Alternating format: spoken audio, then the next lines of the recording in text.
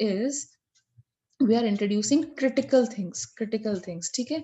उससे पहले we are doing isotherms. Can you understand what I mean by isotherm? Isotherm, graphs plotted for therm किसके लिए use करोगे? Temperature. Yes. ISO stands for same. So graphs plotted at constant temperature will be called as an isotherm. So अगर temperature constant है तो who will be the variables? Who will be the variables? Pressure, volume and volume. तो एक PV graph को हम लोग PV curve को हम लोग क्या बोलते हैं? We call it as an isotherm. एक PV कर्व को हम लोग isotherm की कैटेगरी में डालते हैं, ठीक है. सो जैसे मैंने क्या किया, y एक्सिस पे प्रेशर ले लिया और x एक्सिस पे हमने वॉल्यूम ले लिया. एक कर्व बनाते हैं, प्रेशर और यहाँ पे है वॉल्यूम. फाइन. सो हम क्या करते गए, हमने क्या किया, एक पर्टिकुलर टेम्परेचर लिया, सपोजिंग T1. उस टेम्परेचर पे जैसे जैसे हमने प्रेशर को इंक्रीज करना स्टार्ट करेंगे तो वॉल्यूम क्या होगी? As I will increase the pressure, volume, what will happen to volume? Decrease. देखो प्रेशर इंक्रीज कर रहे हैं, वॉल्यूम हमारे लिए उस वे में जा रहा है, ठीक है. फिर क्या हुआ, एक पॉइंट आया जहां पर जो हम लोग प्रेशर भी कांस्टेंट हो गया और जो वॉल्यूम है ना वो कंटिन्यूअसली एकदम से डिक्रीज होने लगती है. And then what happens, this way happens like this, the curve comes like this for a temperature T1. Now what does this curve is representing you? Now what is happening over here? देखो यहाँ पर pressure increase कर रहे हैं तो volume क्या हो रही है? कम हो रही है. Can you see? Can you see? Yes, pressure ma'am. Increase करने पर वॉल्यूम हमारी कम होती जा रही है, ठीक है. और यहाँ पर कंपैरेटिवली ज्यादा हो रही है.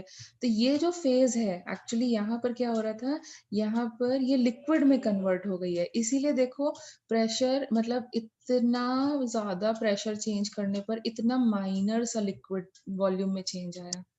देखो इतना हाई प्रेशर चेंज पर स्टीप हो गया कर्व, हो गया कि नहीं? स्टीप हो गया कर्व, क्योंकि बहुत ज्यादा प्रेशर लगाओगे तब वॉल्यूम में बहुत माइनर चेंज आएगा, क्योंकि लिक्विड्स का वॉल्यूम ज्यादातर कांस्टेंट रहता है.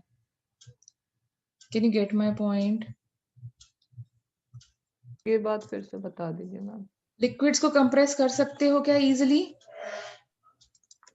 लिक्विड्स को कंप्रेस कर सकते हो क्या easily? No. So that's what is being explained over here कि हमने इतना ज्यादा प्रेशर लगाया. देखो यहाँ से लेकर के यहाँ तक का प्रेशर चेंज किया तो वॉल्यूम कितनी माइनर सी चेंज हुई है. अच्छा मैम, ठीक है मैम. ठीक मतलब है. एक्स एक्सिस का चेंज इतना कम और आया यहाँ है. पर देखो अप्रोक्सीमेटली प्रेशर भी थोड़ा और वॉल्यूम भी अच्छे चेंज कर रही है. तो मतलब ये वेपर स्टेट था, ये वाला जो लाइन है ये लिक्विड स्टेट है. Can you get it? और ये जहां पर ये कांस्टेंट हो गया, यहाँ पर कांस्टेंट हो गया, यहाँ पर क्या है, लिक्विड और वेपर दोनों एक साथ को एग्जिस्ट कर रहे थे, ठीक है.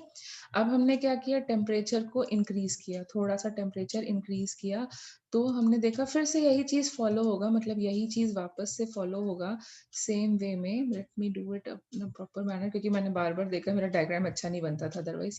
हाँ, सो हमने इसी चीज को वापस से किया और अब हमने टेम्परेचर को थोड़ा सा इंक्रीज कर दिया. तो फिर से हमारे पास इसी टाइप की एक लाइन आई ऐसे, और फिर जैसे यहाँ पर जब वो वेपर फेज में थी तो बहुत स्टीप इंक्रीज आ रहा था और यहाँ पर जाते जाते एकदम से ऐसे हो गया, ठीक है. ये जो फेज है ना ये रिप्रेजेंट कर रहा है कि लिक्विड और वेपर दोनों एक साथ एग्जिस्ट कर रहे हैं.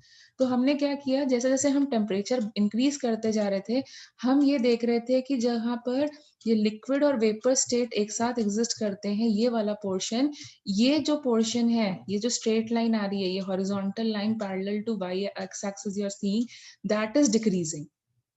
वो कम देर के लिए मतलब लिक्विड से वेपर या वेपर से लिक्विड कन्वर्ट करने का जो ट्रांजिशन फेज है वो टाइम बहुत कम होता जा रहा है जैसे जैसे हम टेम्परेचर इंक्रीज करते जा रहे हैं. यू कैन अंडरस्टैंड ऑल्सो, अगर तुम्हारा लिक्विड जैसे वाटर ही है, अगर वो 20 डिग्री सेल्सियस पर है, उसको वेपर में कन्वर्ट करने के लिए हमें अपन को ज्यादा टाइम लगेगा कि नहीं?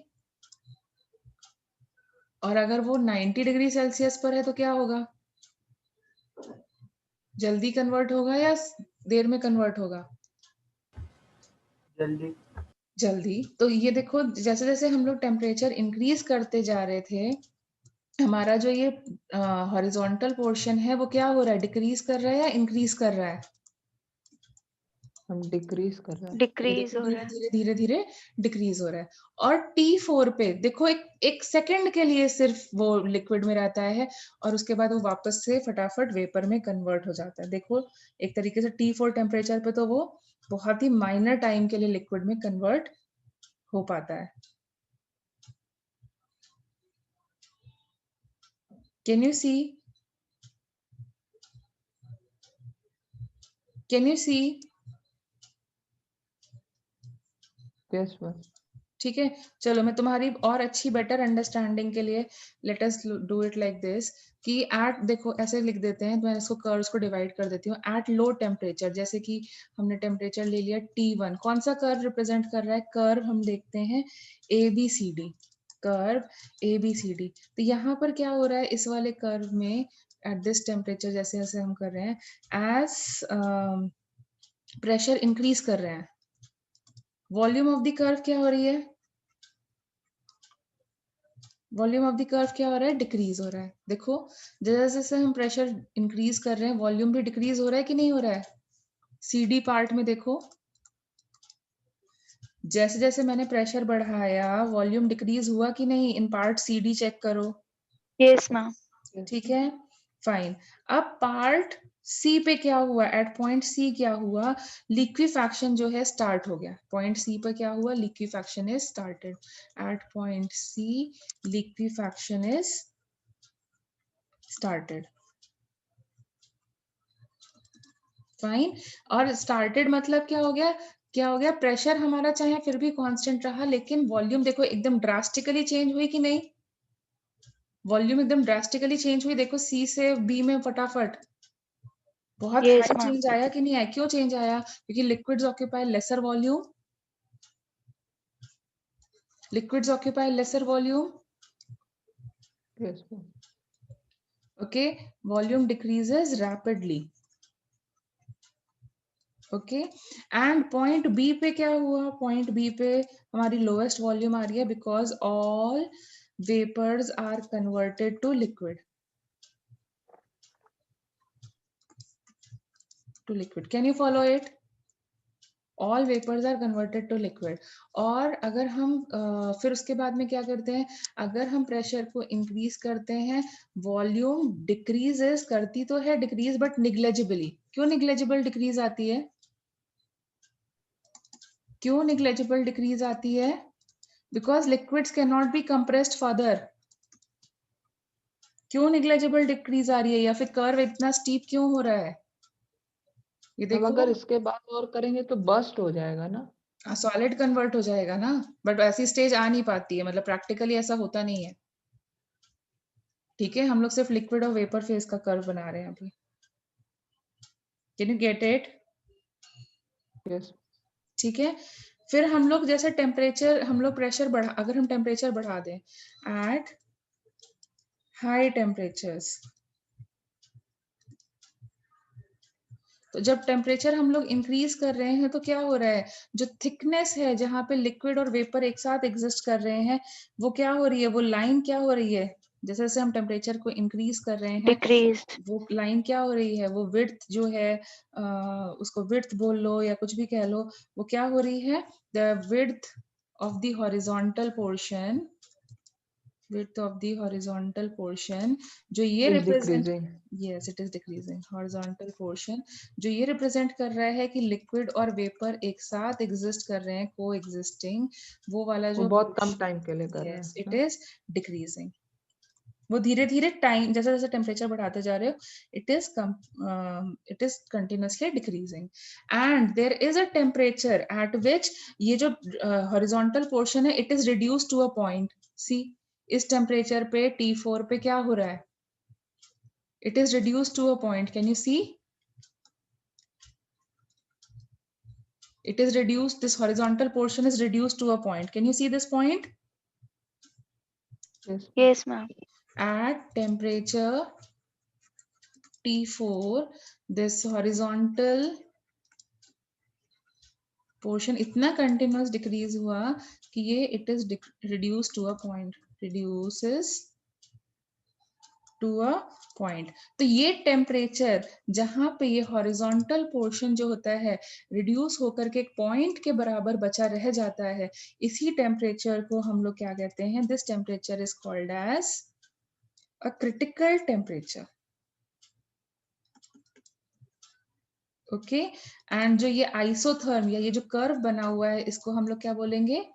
Critical isotherm.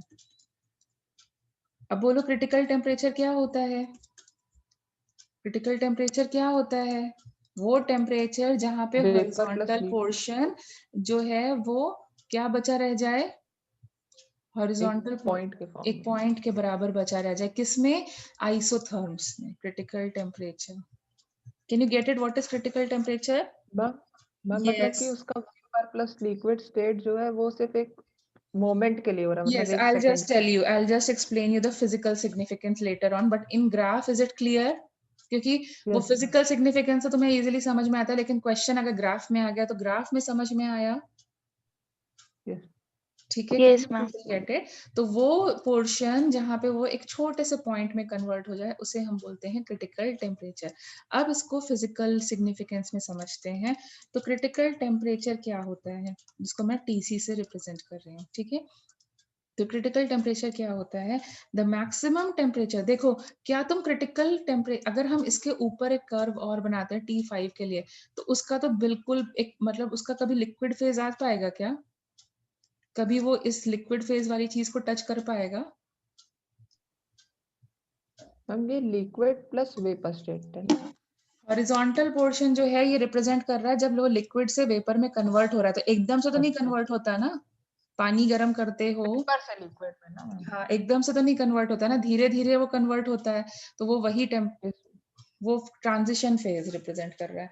तो टेल मी योरसेल्फ, अब यहाँ पर तो एक मतलब बहुत जल्दी लिक्विड में कन्वर्ट हो जाएगा या बहुत जल्दी वेपर में कन्वर्ट हो जाएगा, क्योंकि टेम्परेचर बहुत हाई है। जैसे कि 100 डिग्री सेल्सियस की बात करें, लेकिन अगर हम 120 डिग्री सेल्सियस की बात करें for water, will it be liquefied? Will it be in liquid state at 120 degree Celsius?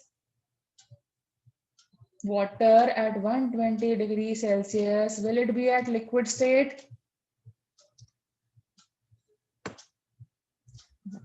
अरे 120 डिग्री सेल्सियस पे वाटर कौन से फेज में एग्जिस्ट करेगा?